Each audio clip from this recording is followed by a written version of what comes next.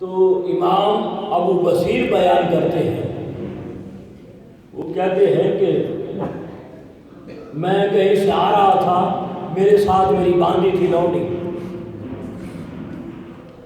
اور مجھے غسل کی حاجت تھی، غسل کی حاجت تھی۔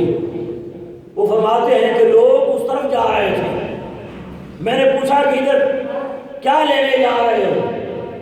انہوں نے کہا کہ وہاں امام جعفر صادق بیٹھے ہوئے ہیں، وہ جلدی جلدی نہائے بغیر، غسل کیے بغیر امام جعفر صادق سے ملنے چلا گیا۔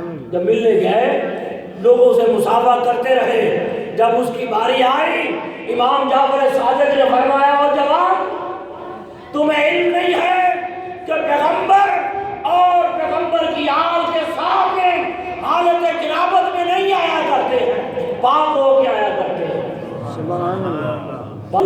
مجھے اندیشہ تھا کہ کہیں آپ چلے نہ جائیں، اس لیے میں نے جلدی جلدی آپ سے مصافحہ کیا، پتہ نہیں کب ملاقات ہوگی یا نہیں ہوگی۔